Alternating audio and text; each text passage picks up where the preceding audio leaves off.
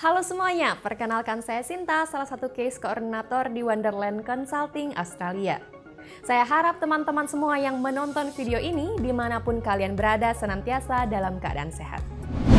Di kesempatan kali ini kita akan membahas Australia Skill Assessment atau dalam terjemahannya disebut dengan penilaian keterampilan.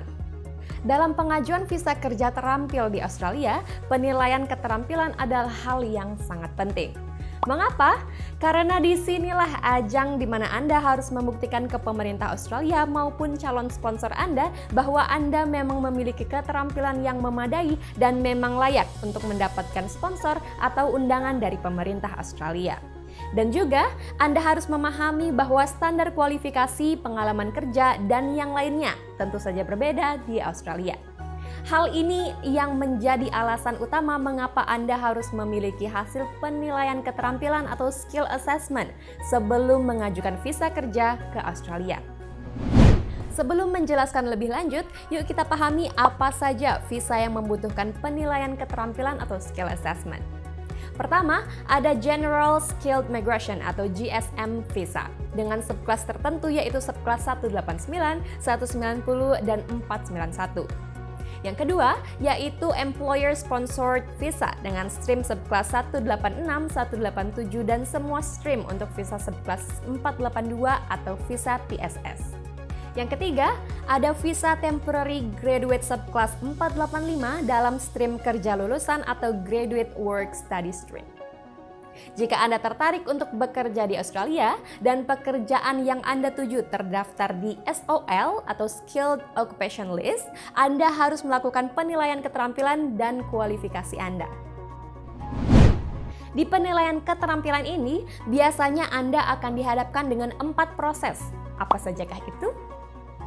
Proses yang pertama adalah memilih lembaga penilai yang sesuai dengan pekerjaan yang ingin Anda kerjakan. Anda harus memilih dan memastikan lembaga penilai yang benar-benar sesuai dengan pekerjaan yang Anda tuju. Jika Anda salah memilih lembaga penilai, aplikasi skill assessment Anda bisa saja ditolak. Silahkan klik link di description box kami untuk melihat list lembaga penilai di Australia. Perlu diingat juga bahwa biasanya lembaga penilai mengharuskan Anda untuk memiliki latar belakang pendidikan yang sesuai dengan pengalaman kerja Anda. Yang kedua adalah mengirimkan dokumen yang diperlukan ke lembaga penilai. Dokumen tersebut termasuk paspor, bukti ID seperti akte kelahiran dan ID, pas foto, dokumen kualifikasi pendidikan, resume atau CV yang terbaru, bukti pembayaran menunjukkan pendapatan rutin dari wirausaha seperti faktur klien, laporan bank yang sesuai, dan catatan perpajakan resmi. Bukti pekerjaan seperti offer letter, slip gaji, dan laporan bank.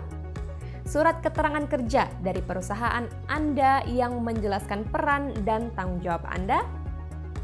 Tanda terima biaya aplikasi Anda, ini biasanya tentatif. Biaya ini kira-kira dari 300 hingga 1000 Australian dollar.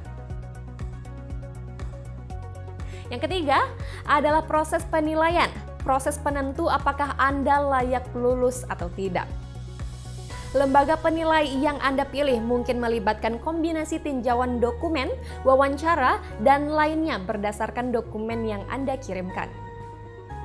Waktu pemrosesan umumnya antara 12 hingga 14 minggu. Sementara itu, biaya aplikasi akan berbeda-beda tergantung dari lembaga penilai keterampilan Anda. Itu berarti Anda harus sering memeriksa situs web lembaga penilai pilihan Anda. Yang keempat adalah tahap hasil, bagian yang paling dinanti-nanti dari proses penilaian keterampilan. Pada saat lembaga telah menyelesaikan proses penilaian, lembaga akan memberi Anda hasil.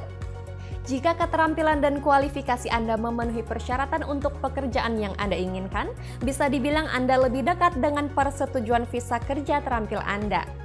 Perlu diperhatikan, validitas hasil penilaian keterampilan biasanya berlaku hingga 3 tahun sejak dokumen dikeluarkan. Karena tiap individu memiliki perbedaan kondisi, kami sering menerima pertanyaan-pertanyaan mengenai penilaian keterampilan sebagai berikut. Bagaimana jika hasil penilaian keterampilan saya telah kadaluarsa?